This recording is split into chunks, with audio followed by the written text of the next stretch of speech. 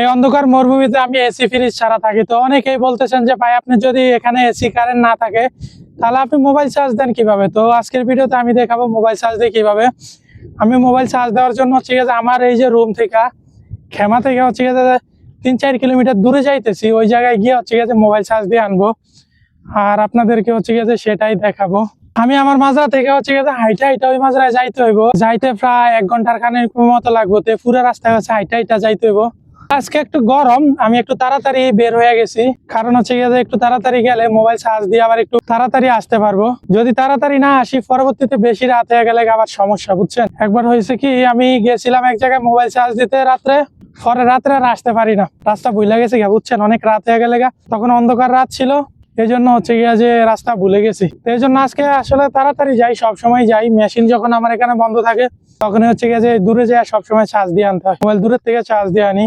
তো উনারা হচ্ছে গিয়ে উনার কি আসলে আজকে মেশিন চলে নাকি বন্ধ, আমি আসলে উনার সাথে যোগাযোগ করতে পারতেছি না। ওনার হচ্ছে গিয়ে যে ওই জায়গায় নেটওয়ার্ক নাই, আমার এখানে তাও মোটামুটি কোন রকম কল দেওয়া যায়, নেটওয়ার্ক পাওয়া যায়, কিন্তু ওনার ওখানে হচ্ছে যে নেটওয়ার্ক কল দেওয়ার নেটওয়ার্কটা পর্যন্ত নাই, এত অবস্থা খারাপ ভাই।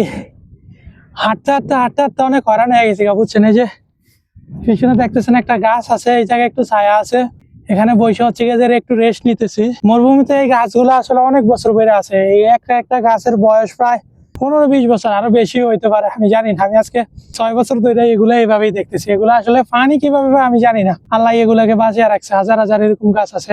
আমার এই সাইডের মরুভূমিটাতে আবার হচ্ছে উঁটও তেমন একটা নাই, বুঝছেন। উঁট থাকলে হয়তো ভাই গাছগুলারে খায়া সাফা করে দিত।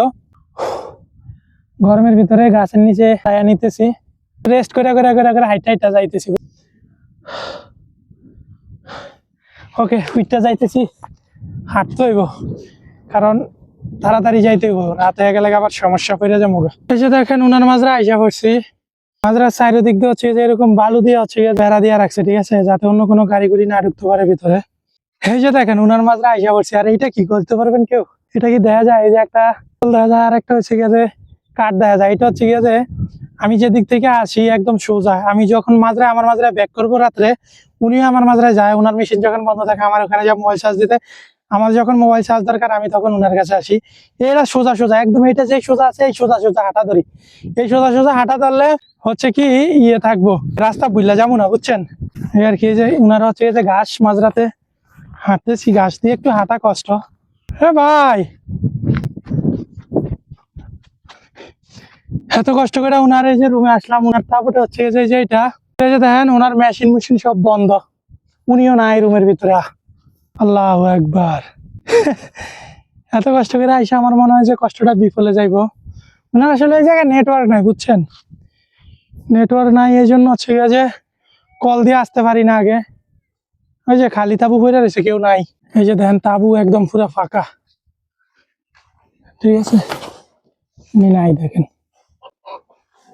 আল্লাহ, ওই যে ওনার মুরগি আছে, এখানে কয়েকটা মুরগি আছে ওনার কাছে, ঠিক আছে। এই যে দেখেন, অনেক হরান হয়ে গেছি গা। আমার নাম্বারে আসলে নেটওয়ার্ক পাইতেছি না, কি ওনার ফোন দিয়ে ফোন ঢুকে কিনা। ওনারা ফোনে চার্জ ছিল না, ওনার এখানে যেখানে মেশিন বন্ধ হয়ে গেছে, উনি হয়তো অন্য জায়গায় গেছে। এই দেখেন কল ঢুকতেছে না। ও ঢুকছে ঢুকছে কল রিসিভ করতেছে না। হ্যালো আজিজ ভাই। হ্যাঁ, কই আপনি?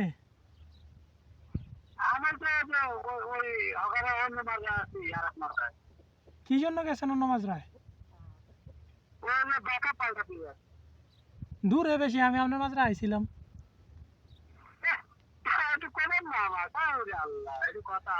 আপনার আমি নাম্বারে ফোন দিয়ে পাই না, নাম্বার বন্ধ।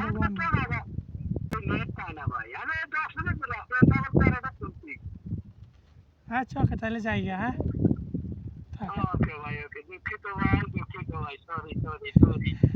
ওকে,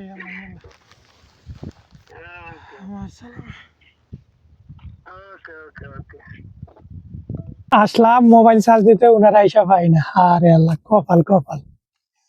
খালি বালি এখন মাজরায় যামু, ব্যাগ রিটার্ন যামু, গিয়া হচ্ছে গিয়া যে ব্যাটারি, মেশিনের ব্যাটারি থেকে চার্জ দেবো। ব্যাটারি যদি ডাউন হয়ে যায়, আল্লাহ ভরসা, করার কিছু নাই। এত দূর আইটা আইসা এই যে দেখেন রুমের সামনে পয়সা রয়েছে, হ্যাঁ নাই, হ্যাঁ গেছে অন্য মাজরায় কি কাজে, এর কফিলের হয়তো অন্য মাজরা আছে এই জায়গায় বাঘ পাল্টাইতে গেছে আর কি।